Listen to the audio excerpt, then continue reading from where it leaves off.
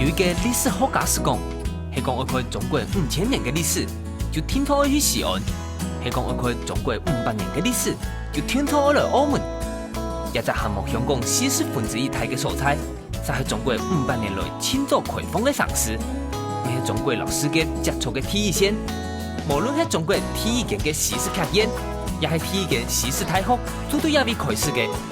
今日就听得人看行业一只台湾千强嘅世界比赛之路，体现澳门有中国500年嘅能量啦。为成立了嘅澳门，当然会先请到在地嘅朋友来带路。今日来拜访嘅系澳门故事馆嘅馆长袁世豪，佢对澳门嘅背景故事了解到清清楚楚。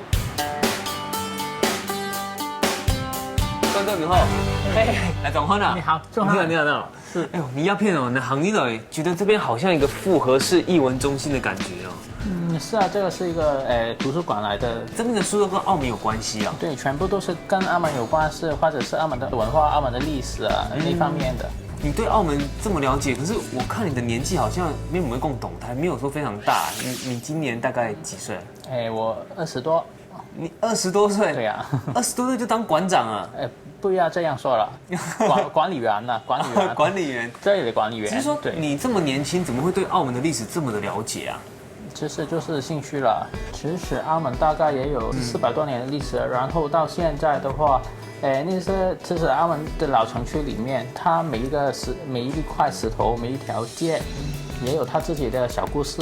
我们可以从这些街道上面看以前澳门是怎么样走过来的。那些小故事都是用人的口去说出来的。说出来的？是啊，我们听故事嘛，我们是用听故事，不是用看故事的嘛。所以这个故事馆它是从口述历史协会管理的一个会。那为什么要特别用口述的呢？现在研究历史的方法啊，可以通过考古啊，可以通过一些文献研究嘛。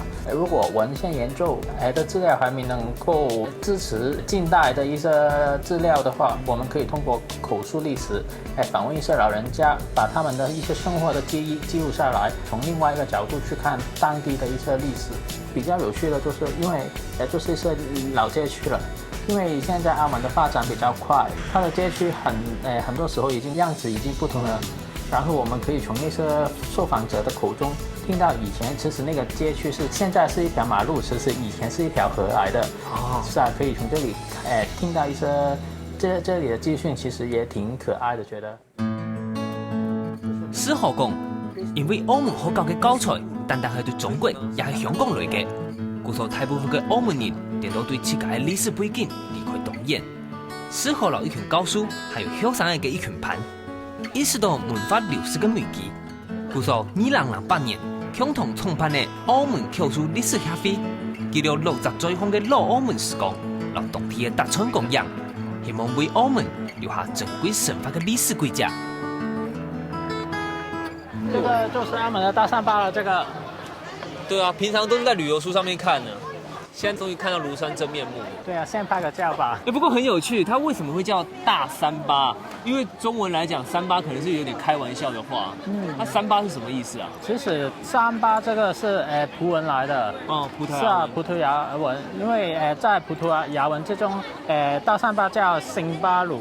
圣保罗吗？是圣保罗，然后巴鲁，中国人听不懂葡文嘛，就拿三巴鲁，因为澳门有另外一座三巴，是在一个新若斯教堂，然后那个是小的，这个是大的，所以这个就叫大三巴。所以它这个对澳门人来说有什么特别的意义吗？它的意义不止澳门人啊，其实对整个天主教在东亚地区的一个发展啊、传承啊有很大的意义。整个天主教，它是天主教在东方传播的一个基地，在当时来说，因为当时大三巴附近有一个圣保罗书院，是全中国第一个私式的大学，然后在那个大学里面培训了很多一些天主教的传教士啊。1994年，耶穌會創立嘅傳教士學院，係重視文化交流嘅重要連接。當時方人主導嘅啲呀，學習望香港嘅語言文化、藝術，還有歷史。條牌像李馬條、唐玉夢、劉慈講嘅一條人，都是啲呀位做同學。不過打算嘅係1835年，一場大火，留交通同學院燒嗆嗆咧，也係爭取交通前邊嘅位置。泰山坝牌坊，不使人回想。我们刚刚从一路底下这样走上来啊，我远远看这个牌坊啊，感觉不出来说它有什么中西融合的地方。可我刚刚仔细这样一看，它有很多的图案嘛，我还特别有看到中文。在这个大三巴牌坊的就是壁画里面呢，可以看见中式文化交流的东西了。它下面其实有一些狮子啊在里面。狮子，这个就是一些中国的元素在里面啊。我看到那上面有一个写圣母踏龙头，可是龙在中国来讲不是算蛮吉祥的东西，它怎么会是圣母去踏在龙头上面？这个是西方的教堂嘛？西方的教堂，因为在西方龙是一种邪恶的东西哦。然后那个龙头你可以仔细的看一看，其实它是一条7个头的龙。这7个头就是代表人类的7个原罪哦，7个原罪哦，所以等于说圣母去净化这7个原罪，是踏在龙头上，是压制着它。我现在又看到一个东西，我觉得很特别。第3层的那个铜像，它是谁啊？它是圣母，它是圣母，是。可是它旁边那些花，我不太像，好像平常会在牌坊上面啊，或者西方文化出现的花。对呀，你非常准确，因为你看见就是代表中国的牡丹，还有牡丹哦，牡丹，对呀，还有一些菊花在里面，因为当时也有一些日本的传教士在这里学神学啊那样，等于是说他把所有的文化全部融合在一起了。对呀对呀，所以这里面每一个图案其实它都有很多不一样的小故事在里面。如果像我自己看，可能只能看到比较大块的部分，对，像这种小块的部分，点点滴滴都还蛮多很有意义的故事。是啊。不过我看到这边啊，到处这么多的游客，现在还不算多了，下午的时候还多人呢，很多人呢，是啊。不过这样子应该对澳门来讲也是一件好事吧，因为大家一来看这个牌坊，就越来越了解澳门的历史。其实如果大家对牌坊的历史来说，应该有很多也是一般的观光客了，他只是看了拍照，到此一游就算了。然后一些比较想深入了解的游客，现在越来越多。元旦是西唔村嘅澳门，停定16世纪葡萄牙人底下打开市场，建立全球贸易基点以来，慢慢地打开了一个生命之上嘅知名水业。当到中西方嘅语言文化、建筑艺术，还保留伫一个世界遗产制度嘅各则各条。故说史学讲，系讲要认识澳门，就要学点表曼脚谱，伫澳门嘅街路巷新铺行，才有机会发现一位千讲嘅公景老故事。讲到街牌，我想到就是我们刚刚走在路上啊，有看到很多，譬如说像什么恋爱街啊，还有烂鬼楼街啊，它这些名字还蛮特别的，它有什么特殊的小故事吗？其实澳门每一条街有它自己的小故事的。澳门的街道其实有几种来分的，有一些是一些名人啊的名字，有一些就是他以前在里面有什么产业啊那样。还有一些就是直接在葡国里面翻译一些文字出来，或者是什么纪念日的样子也有的。我觉得这边真的还蛮特别。还有一个就是，我看这边路其实都还蛮小条的嘛。对啊。可是反而会看到上面写说这是某某大马路，怎么会是这大马路？这巷子这么小。是啊，其实以前马路给马用的嘛，它的宽度其实也跟马车有关的。他们的一些街道街巷，它没有做太大的重建的那样。哇，好特别！我一开始都没有想到这件事情，因为我们通常讲说大马路就是很宽敞一条，没有想到是这么小一条，几条线的那样是吗？对啊，而且你看现在全部到处都是观光客。对啊。你小时候这边就是这么样的热闹吗？观光客这么多吗？其实以前我自己感觉就没有那么多人了。老一辈的前辈跟我说，其实澳门是一个挺休闲的小城市来的。是啊。现在很难想象。我自己觉得，就以前的生活比较好，以前的生活节奏比较好，就是可以，慢慢的感受生活。是啊，现在人多了，然后就，城市发展多了也有了一些负面的影响啊，人多了。其实你看，像我们现在坐在这里，我就觉得看一下这都是葡式的建筑，然后吹一下凉风。我们一起来感受一下以前那种老式的葡式风味，好不好？是啊，这样子。有人讲，澳门的街路就像一本书，逐条巷的名字就会充满后面的景点，像葡萄牙文有口从古巷意思的烂鬼流巷，也是隔开老澳门土地老海的南门太马路一条。逐条街路老神奇的路名，就是老澳门千好的见证。底下用街路老墙做界限的澳门山。维系了将近500年的演变，保护了上瑞的普通人。上面发分出殖民时期的2种民族界限，其中有一只伫繁年期的老师和慈善团体，自古到今还持续为当地人民服务。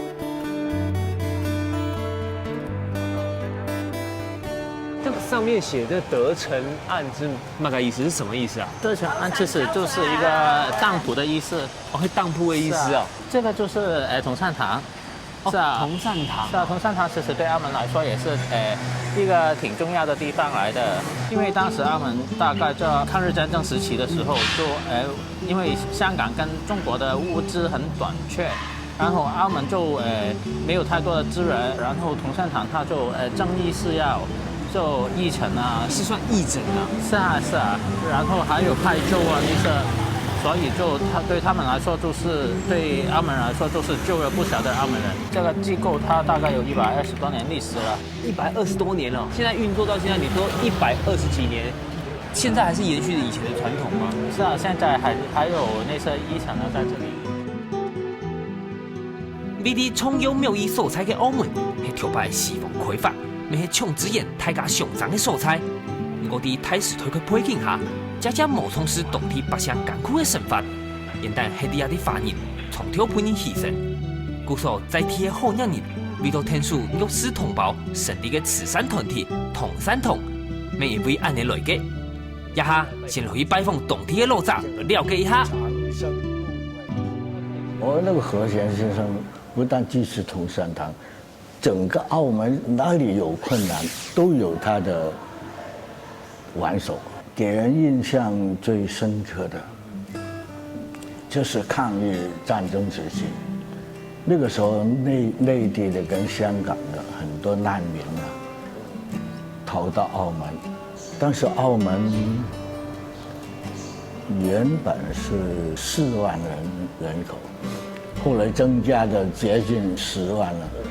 他们来到就是流离失所啊，什么都没有了。那个时候我们还小，特别是1943年，每天呢在街上都很多喜事啊，是啊，最多的一天，但是同善堂都帮助政府去收尸了，最多的一天收40多个尸的，在路上啊，在路旁啊，那偏僻的地方啊，这个都是冻饿而死的。我有听说，好像那个时候可能因为粮食不足，还有吃人的状况。有，这个是什么？请问一下，你们在做什么？这个是什么东西？这是蛋挞，蛋哦，外烧蛋，我是比较想象力丰富。对啊，我想说奇怪，一般蛋挞呢怎么会长眼睛？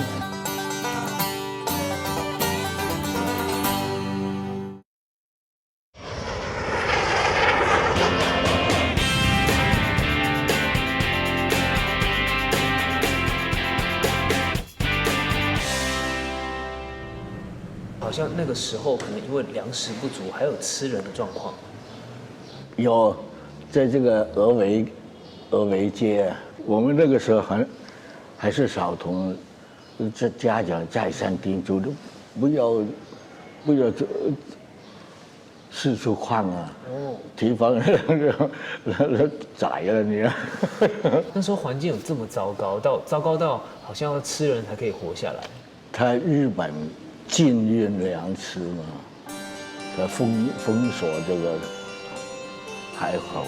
那当时同善堂就举行这个派猪，每天派猪的时候都把一根筷子插着那桶猪上面，如果筷子倒下来不行，筷子不倒的这是很稠的。准确的来说就是稀饭的都可以。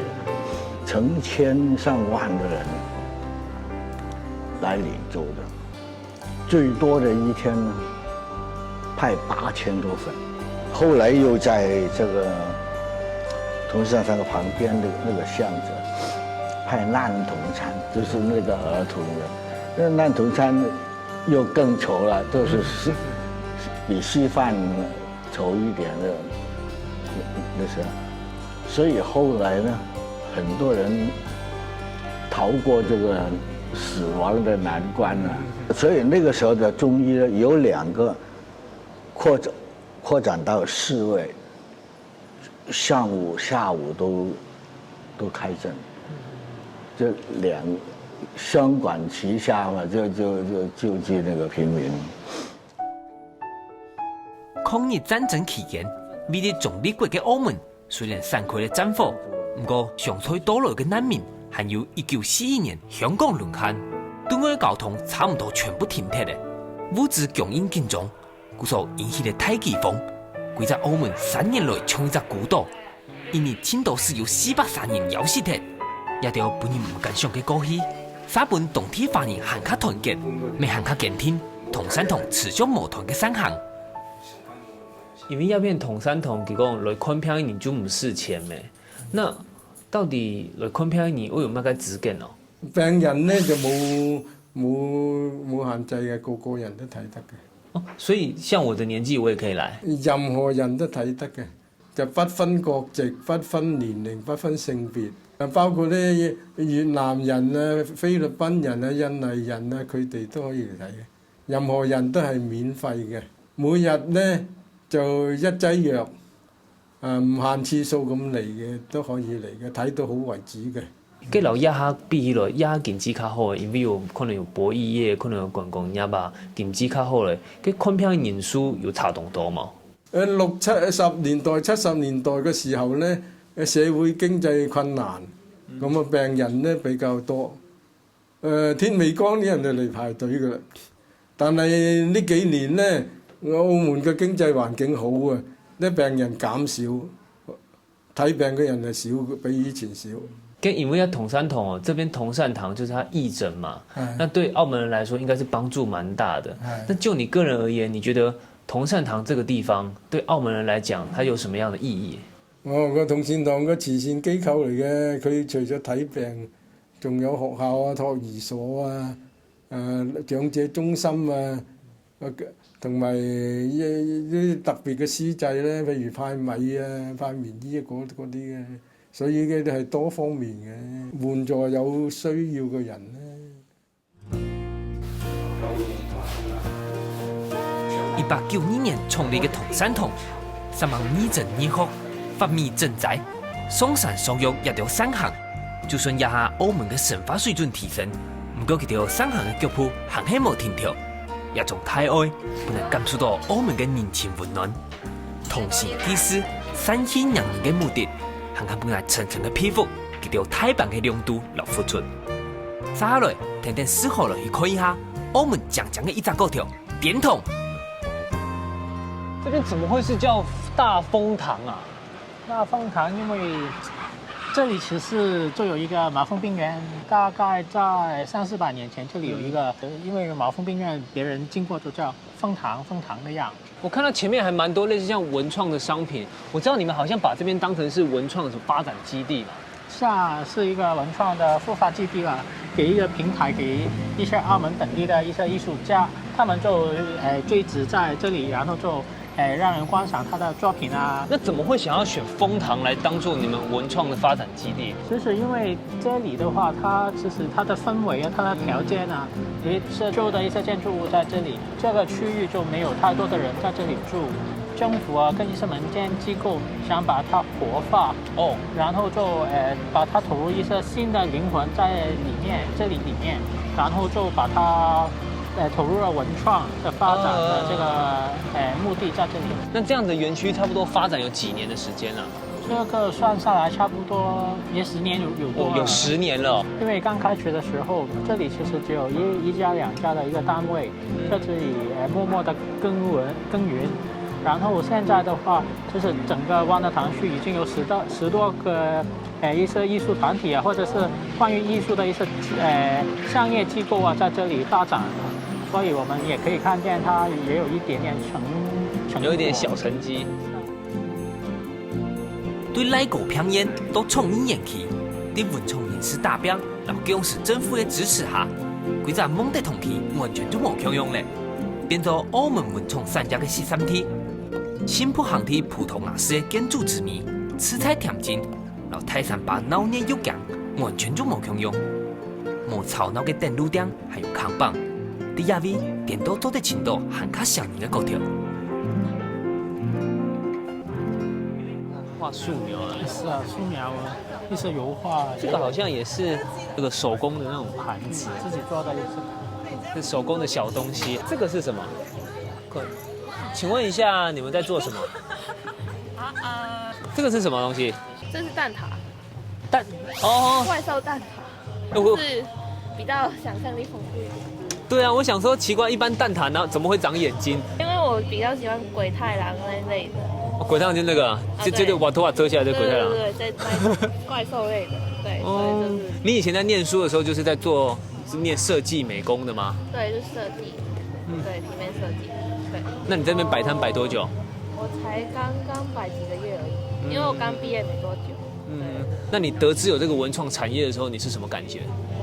哦，很棒啊！就是以前都没有这种东西，就是觉得最近这几年比较重视这个，澳门比较重视这个，就是比较开心一点。对。那因为你现在做这个，基本上也可以赚一点收入嘛。就开心就好。那如果说今天没有这个文创产业的话，你会选择去做博弈吗？还是你有什么选择工作的方向？哦，不会，可能就会就是留在台湾继续发展。我就是在台湾读书，然后回来这样。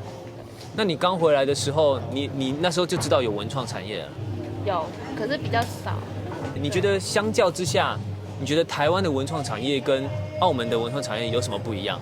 那边的话，人家就是比较，就是可以更多，就是创意会比较多，然后人家会也比较容易接受这一种的。可是澳门人才刚刚起步，所以就是还没有完全接受这种文创类的东西。对。所以你很享受你在创作跟人家分享的过程吗？对。就是、那是一种什么样的感觉？很爽。很爽，是不是？对。这是我自己喜欢画的东西，所以我就觉得很开心，我就没有觉得很辛苦，对，就是累也是一种幸福。毕业之前，杜杜长拿到新一推3个铜奖的大奖，长出10飞，抢5只现实，勇敢对梦，抢嘅安尼对创造有梦想嘅澳門後生人無損少，故所有當到有心嘅人，落成啲夢得同期嘅文創單位，盼點同創意年。2021條，希望為後生人創造一張藝文平台，串聯文化產業鏈，為中意藝術文化嘅後生人鋪出未來嘅路。你做口述歷史做了多久了？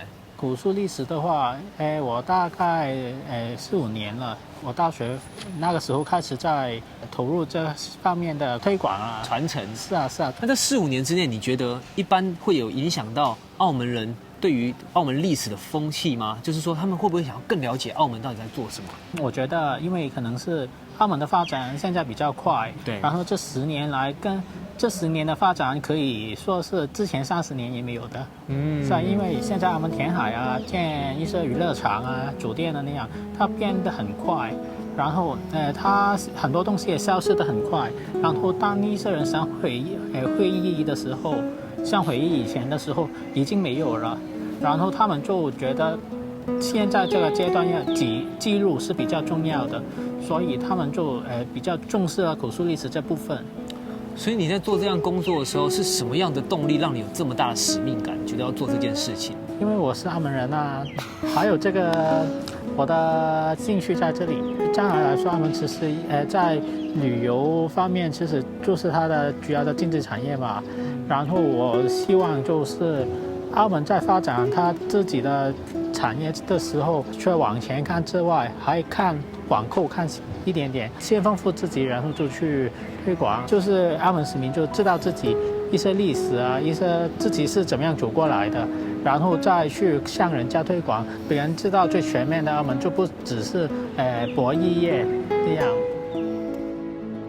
史學講，澳門對世界嘅影響當重要，不過沙場得體嘅補助用嘅，本人聽不用睇咧。一直到24年嘅大發展下，當地人將開始本本土文化流失嘅危機降到咧。我想隨着老雜過身，老文化嘅流失，跳书历史咖啡进行的是一场老时间做上脚的事业。澳门做得有按的一群后生人，愿意留在家乡，为澳门的文化事业撑杆打拼，真是喺当地清宝贵的资产之一。嚟到讲我天气哦，清有名就是凉茶。哎，看到芦笋条就一根凉茶，晒晒去体验一下嘞。条哥你好，你好，你好。我要点一杯凉茶。给我看一下舌头。干嘛看舌头？没有同步，我们再试一次，再试一次。无价很好哦。1、2、3，你帮我看能不能拿的时候顺便这样子，你右手不要往后甩。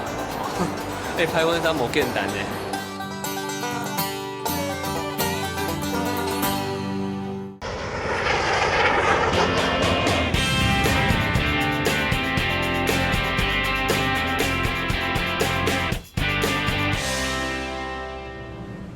条哥你好，你好，你好。我要点一杯凉茶。给我看一下舌头。干嘛看舌头？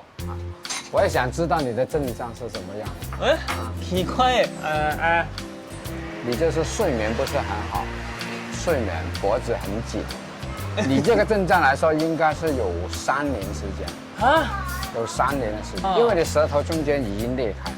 我推荐你是喝那个清肝，用那个肝排毒，养血。条哥，你现在卖茶，你是卖茶还是卖药啊？我们这个是中药，是中药的凉茶，这是调身体，就是这样养生的。我先喝一杯看看。好的，好的。刚刚阿莲跟我心情有点不安，睡眠不足。条哥，你不是说是叫我喝凉茶，怎么是热的？是啊，是热的。凉茶一般都要热，不能太冷。哦，冰的东西对我们来说是脾肾。好苦哦。是。所以凉茶它的意思是讲说是什么意思？怎么它是热的茶，不叫热茶，叫凉茶？以前广东一直流传下来的，名称就是凉茶，实际是养生茶。从小时候就开始喝这个凉茶吗？老細開咗，咪幫襯佢咯。是不是喝了覺得身體會比較好一點？係啊，而家飲一碗，打一包一碗翻去，夜啲飲咁咪冇事啊。他一天喝2碗，明天就沒事了。哦，你剛剛共鬥說你要看症狀，然後看舌頭才可以知道嘛。其實我們出來這邊外景已經算到今天應該已經10幾天的時間了，其實大家都很累。那你可不可以幫我們的夥伴來看一下，他們今天有什麼症狀？可以。我覺得從攝影大哥開始，因為攝影大哥每次都扛機器，很累，幫他看一下。看得出來了，這麼快？他這個人呢，就是比較累，睡眠不好啦。哦。整天喜歡喝冰涼的東西，腰有一點累，脖子很緊啊。我們還有一個人很累啊，她是我們這團的工作人員裡面唯一的一個女生。來，小心來。看到了。看到嘞，她什麼症狀？他呢腰很累了，輕輕的受了風寒，有一點受了風寒微清。我給他真給案例後，看舌頭就知道什麼症狀了。小心不要再咳嗽，我幫你治療一下。真的發燒？真的發燒了。喉嚨不痛吧？喉嚨會一直咳，不會痛。咳嗽我知道，是受了風寒。這個茶一喝完冒一點汗最舒服。好像超苦。不苦。不苦哦。我這麼多茶最不苦就是這個茶。你的不苦？不苦。我的好苦哦。條牌共同體系多以4年，事故就中期。故說民眾世界老主公嘅用神之非，研發出清熱解毒、清涼止渴、功夫出世一條好高嘅傳統涼水，為條牌辛苦嘅大眾提供便宜又利便嘅醫療。到一下涼水行喺本當地民眾看作平常養生保健嘅民間好藥房。連體一味富口良藥，快點落去下呢趟禮場啦！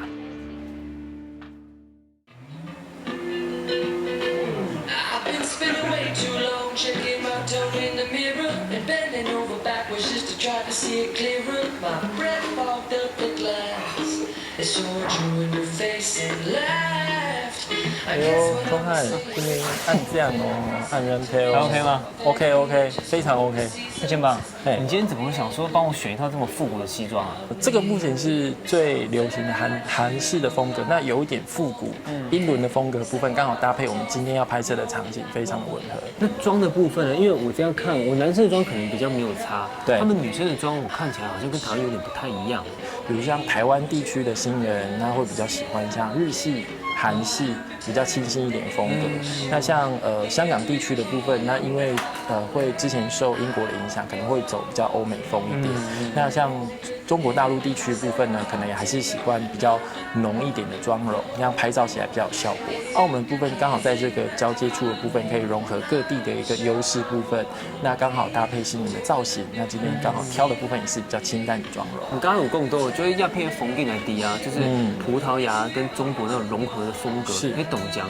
不过你台湾，都会先拍棚内嘛，因为澳门四处都是美景，有历史的古迹，那有西式的教堂，那刚好呢跟这边新人想要拍摄的景点的部分都是以外景部分为主，所以这边比较不流行棚内拍摄的部分。我们整理完之后，就会去各个景点部分拍摄今天的主题。今日安尼，对，差不多啊，做得嘞，做得嘞，做得嘞，做得泡嘞。对台中来嘅零件帮乡亲，也做澳门分业公司嘅领养经理，为结婚嘅人留下亲密好嘅回忆。是做4年天花合福嘅肩膀，发现下班过后翕相嘅时节，就系佢安天新生嘅窗门。每打开嚟佢领养嘅路，为到全新发展领养，肩膀把握机会来到澳门，今日就要透过佢好好嚟体验一下。没有同步，我们再试一次，再试一次。来，1、2、3。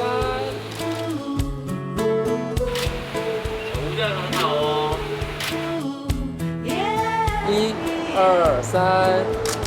你帮我看能不能拿的时候顺便是这样子，右手不要往后甩。被拍婚纱无简单呢。来，1、2、3。建邦，你翕相时真紧东洋嘅咧，同一个动作一直重复，一直重复。像那边啊，风景很强诶，跟台湾有那边有拍相的比例有较大。台湾其实也有很多新人来澳门这边拍，不过差异的部分就是因为台湾的网络资讯太发达、太方便了，所以很多新人都是直接找他喜欢的摄影师来澳门拍自助婚纱，这样部分比较多。不过其实我也还蛮建议台湾的新人部分，如果你要来拍照部分，不妨你可以找一下当地的摄影师，因为当地的摄影师也是你的导游。除了你在拍照之后，他会跟你说在澳门哪些地方好玩、好吃，然后可以休闲的地方，这也是一个不错参考的一个方式。跟鸦片或者拍照啊，除了有台湾人，那他们其他的课程是哪些呢？课程部分大部分除了澳门当地人之外，就是以中国大陆的客户居多，因为他们可能很少看到有这种葡萄牙式的建筑，然后又中西融合部分。那当然，澳门这边就是一个到处都是惊喜的地方。OK， 谢谢。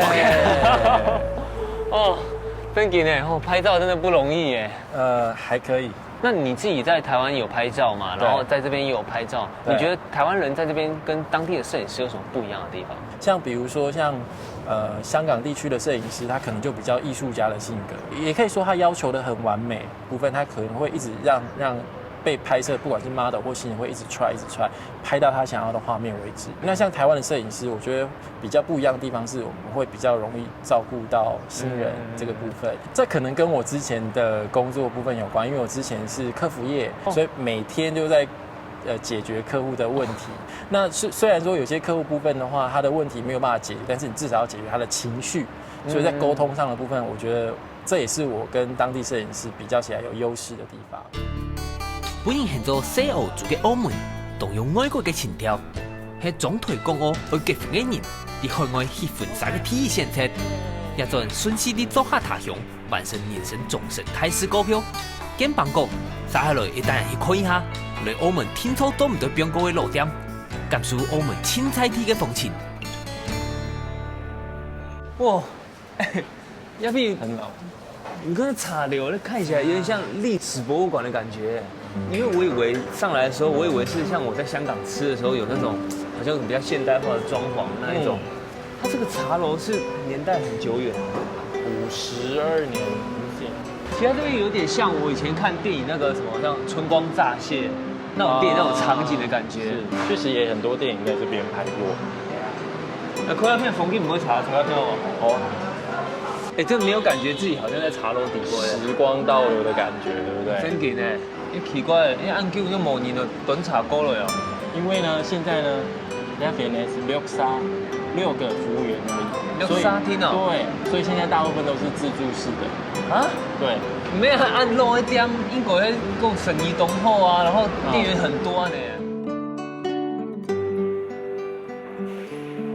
调摆澳门八乡年年去茶楼，高调的饮茶是点心，茶楼老澳门人嘅生活关系同层。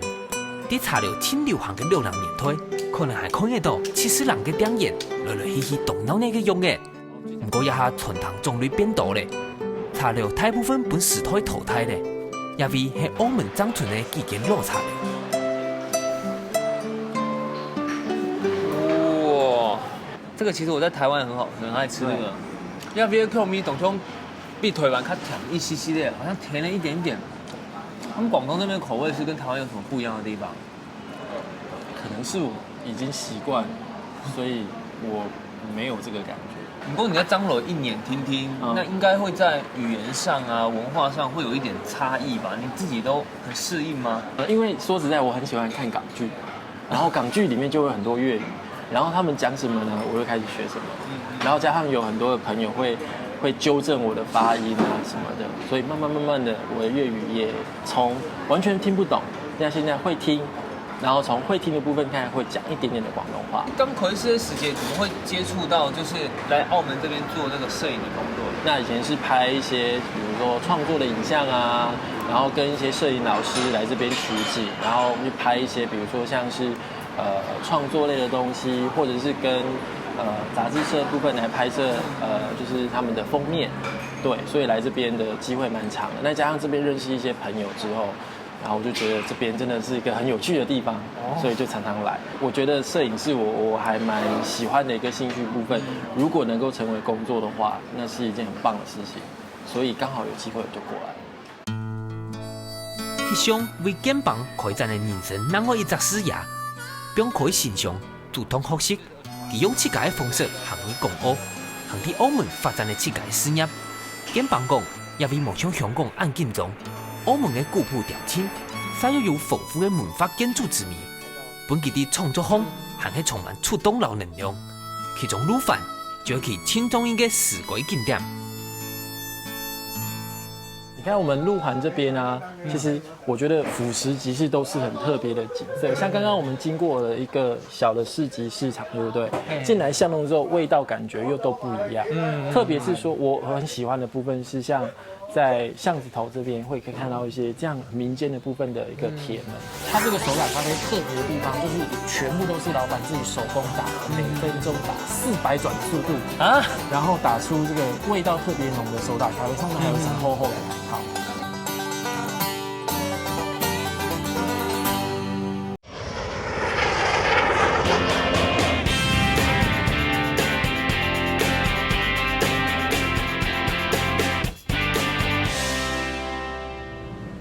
特别是说我很喜欢的部分是像在巷子头这边可以看到一些这样民间的部分的一个铁门。那这个铁门它特别的地方在哪里？因为我在台湾真的都没有见过这样形式的铁门，有一些年代的房子部分才会用到这种铁门。那边还有下诗，那边写什么？黄南城杂货。古早给他有一名哎，就是没有做招牌，会直接把它写在铁卷门上面。对，这边就是商家部分不一定继续开了，因为可能是因为他们经营的条件的关系，所以可能都已经搬了。但是你看他们的铁门，这个味道部分都还是一直有保留着。而且你看一下这些铁门部分，其实是一个很单纯的几何形状，所以我也很喜欢这样一个东西。跟懂得肉咪西，那你们拍照起来应该很有灵感。对，就会很有感觉。其实你看巷弄之间，你这样稍微转一个弯就是不同的景色。真给呢？对，刚刚这片是比较古朴的地方，我们要偏穷，这边的墙看起来其实蛮有葡萄牙那种色调的感觉，欧洲风味。对，那你一般来说，你怎么替新人去设定这些场景？新人客户部分，他主要喜欢的元素部分有哪一些，然后来帮他去做一个搭配。比方讲，在中国大陆那边的客户部分，他们可能会喜欢比较。他们讲说高大上的一个景色部分，所以他们可能会选择像是威尼斯人啊、新葡京啊这些很豪华奢华酒店的部分的它茶法对。那如果是像这种比较葡式建筑的呢？像这种比较纯粹的普式建筑部分的话，就会比较像是说，像是台湾来这边拍的新人啊，或是澳门本地或香港的新人，他们就会很喜欢这种欧洲式的建筑物的部分。跟你七卡，你自己觉得拍哪一个是最上手的？哪一种场景？我觉得拍葡式这种的一个建筑，真的是会比较有感受，因为你对这种建筑物的部分的冲击感，心理内里的冲击感部分，对视觉冲击感也多，所以你拍出来的部分可能会特别有味道。但是现代感的东西拍出来其实也很时尚调，但是呢，总觉得少一点人文的气息在。对。一只葡式论坛，对几只路粉太有名。不过，老澳门 Q 上去嘅江草，老铁道嘅公共人潮无强用，一只恬静嘅西湖村，艳丽闹热，江山瓦海，有澳门难得嘅自然景致，系当多当地人非常老澳门时代嘅好所在。其中还有当多嘅市区景点，空伫乡野之中。你当然有些梯房真的都懂梯片哦。我刚刚在附近看，有很多像那种废弃的船舱啊什么，感觉越走越没有人，结果又一拐弯。鸦片有懂多人哦，柳暗花明又对啊，跟鸦片是你平常时在拍照的地方吗？算，因为在路环那边，就是其实平常我们拍照完了之后，会想说，这个地方没有走过，想去探险、冒险一下，去走走看有没有其他地方可以拍。就越走越远，越走越远，突然就发现好像有一个很特别的地方，这边当地人很有名的叫手打咖啡。可是啊，刚刚经过，哎呦，来嘞。对，谢谢。是因为老板当年因为手受伤了，他需要去做复健，刚好有一个做咖啡的老师傅教他，就是说你可以用打咖啡的这个动作去做复健。他这个手打咖啡特别的地方就是全部都是老板自己手工打的，每分钟打400转的速度啊，然后打出这个味道特别浓的手打咖啡，上面还有一层厚厚的奶泡。底部有加一些糖，甜甜的，可是它那个奶泡其实还蛮浓醇的哦。对，跟你平常时在拍照的时候，就是拍肚子饿就在那边吃东西啊。吃美食来讲，也是我除了拍照以外，舒压的另外一种方式。姑头，因为我刚才正想问你说，你老外讲你头拜还忙做摄影之前，你的兴趣、休闲娱乐就是摄影嘛？对。跟亚哈工作都已经变摄影了，那你的舒压管道要怎么办啊？当然，拍照如果成为你工作之外，还是不是能够是你的兴趣？我觉得还是可以从摄影当中找到一些相结合的部分。比如说你在拍美食，拍完之后就可以把它很开心的吃完啦。对，是讲你拍按动某 Q 跟面胸，就会讲拍影啊，还有拍不管是说建筑物啊、风景啊，一定会有不一样的想法。那你到底是最喜欢哪一种呢？最喜欢的部分，我觉得还是人。对，为什么说呢？因为拍人来讲，你拍风景，风景不会跟你说话。你拍东西美食，他不会跟你说话，但是你拍人的部分，人会跟你对话，会跟你互动。那你可以马上知道是说，你跟他拍摄的照片互相的互动的感觉，我觉得这个互动感觉是很好的。更很闷哦，就是讲你头摆在台湾，可能不会说做全职的摄影师嘛，不过也是有在台湾拍过嘛。对。过了鸦片做全职的摄影师，那就你的观察，你知道你在台湾走条路做摄影，然后澳门那边做摄影，有没有跟某 Q 的感觉？澳门不缺的就是钱之外，因为他们就是赌场业蓬勃嘛。那还有一个就是机会，体力。对，因为在台湾部分来讲，因为台湾可能我们本身就是一个岛国的国家，所以说一些厂商啊、市场部分来讲，可能就是会比较局限。但是澳门这边跟香港，它因为毕竟是邻近是中国大陆，所以说它的消费市场更大，所以说只要你有才能，就不怕没有机会。对。行入澳門，才發現中國無限嘅商機；行出台灣，才發現世界有無限嘅可能。大幫後生，肩膀本世界一隻機會，到海外去打拼。就算失敗，咩係經驗嘅累積，留真正專業，留對新生活嘅好奇心，化作成長嘅能量，咩係肩膀跟喺海外當今嘅原因。剛剛當然行過了那條鐵路嘛，吃到總體片，蠻古色古香的感覺。好像有點像我們在三峽那種三峽老街的味道。這條街是澳門很有名的一個叫芙蓉新街，它也是澳門早期的紅燈區。那这边有很多著名的店家都是从这条街上发迹的。你刚刚还讲，你在小街这样懂 TPA 的料理，压你待了一轮嘞，哇，我看到这个满桌的料理，你帮我介绍一下这是什么样的料理，好不好？这边的话，有名的部分就是葡萄牙菜，澳门这边之前就是葡萄牙殖民的一个关系，那所以说有很多的葡萄牙人在这边，但是呢，因为口味的部分为了迎合就是这边当地人的需求，所以呢，它这边的葡萄牙菜叫做澳门式的葡萄牙菜。那比方讲说会有很多特色的口味，跟以前的葡萄牙是比较口味比较重、比较咸的味道不一样。好喝哦，不错吧？很香很香。那你来这边，你说你澳门的食物也算吃得蛮习惯嘛？那你自己待了1年多，我相信你也看过不同的文化的部分。那你自己对澳门的印象这1年来有改变吗？我觉得如果说在澳门这边居住久了之后啊，有一个地方就是不要迷失自己。对，因为我认识其实也有许多台湾人部分来到澳门之后啊，因为来到这边原始的目的部分，可能因为这边的工资待遇比较高，然后发展机会比台湾还要多。但是慢慢在这边工作跟这边生活久了一段时间之后，因为这边环境太奢华了，你看路上都会看到一些精品店、名品店，有没有？跟你去个对梦想啊，还有对这边澳门生活的定义上，你自己是怎么样去把持住这一块？我觉得还是简单4个字，叫莫忘初衷。对，不要忘了自己来这边的目的是什么。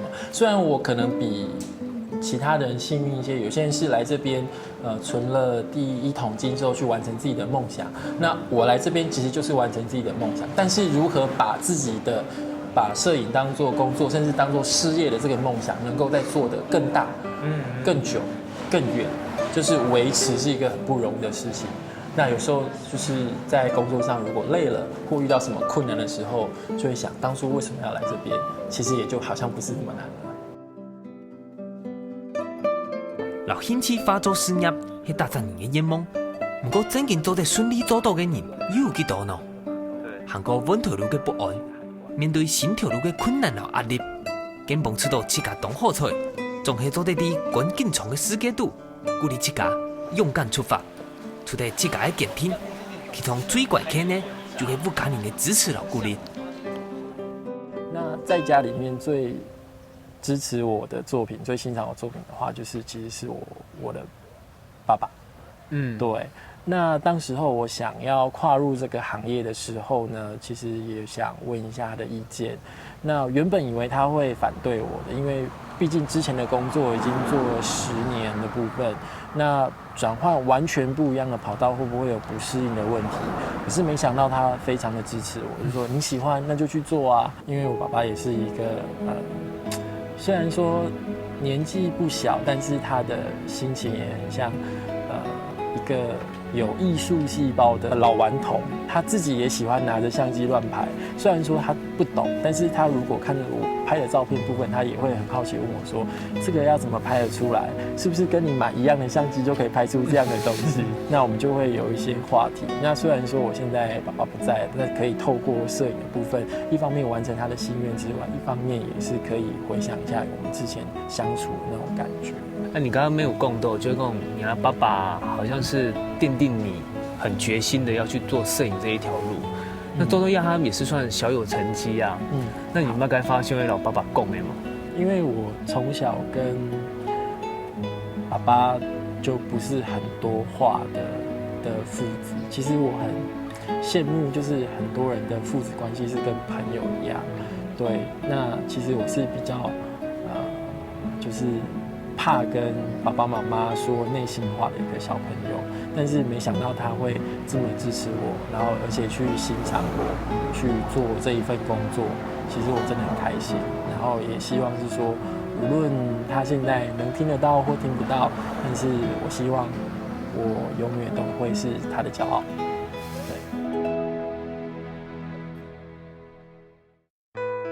用姜条记录美好，用相片传递花儿。跳过日样，肩膀牵到了老阿爸的紧密连接。大摆轻下翕相机，就是记录无穷的故事，留里程的轨迹。用影像带领下人，分享人生的里程风景。在日样度，有磁性老热情的肩膀充满能量，祝福肩膀在爱中的未来，做得更加慎重，發達。